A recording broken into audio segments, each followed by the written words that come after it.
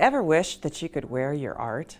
Perhaps you've used fabric colors before, or you've tried to use materials you thought were fabric safe because they're permanent, only to find out they aren't really all that washable. Wouldn't you love to just use the materials that you're familiar with and already have on hand and know that your artwork won't disappear in the wash? Today I want to demonstrate an acrylic medium that's meant to seal color to material so that it stays put, wash after wash. This is fabric medium or textile medium. It looks milky as it comes out of the bottle, but it dries crystal clear. It can be mixed into fluid paints, including artists or student acrylics, to make them dry with a softer finish and to help them bond permanently to the fabric. You can also use them alone or as a varnish that can be brushed over and seal many different drawing materials. You'll notice that I didn't say all drawing materials. Some materials are not going to respond well if they're coated with a wet medium. To make certain that your favorite drawing media works well with the fabric medium,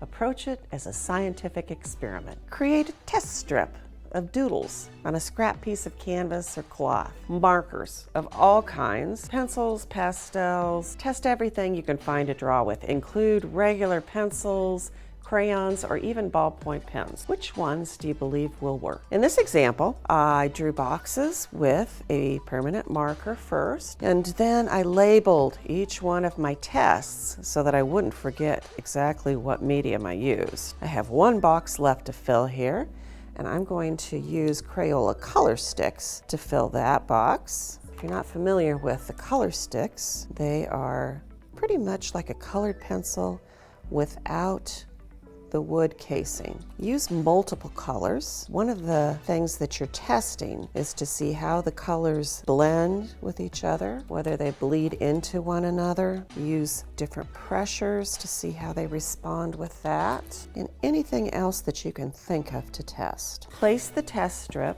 on a piece of cardboard, and this way anything that might bleed through the backside won't get onto your tabletop. Take the fabric medium. Keep a cup of water close by to clean off the brush. Now I find that a fan brush helps me from getting too much medium on at once. It's also very soft. Now if I were actually painting this on fabric that I was going to keep or wear or wash, I would probably let it dry and then coat the back side as well. You can imagine this is sealing the front side of the fibers, but the back side would need to be sealed in order to make it permanently sealed. It's also a good idea before you wash it for the first time to iron it. Let's take a look at this test strip once it's dried. Although there really isn't anything that I use that completely failed the test, some of them definitely work better than others. Some materials, the colors bleed together, or I can see a bleed coming out into the white of the fabric. So I know that these would probably make a disappointing design. I do have quite a few of them that just seem to work quite well. Colors stayed put where they should have been and remained bright and true. I can even see some of the strokes that I made because they didn't feather out with each other.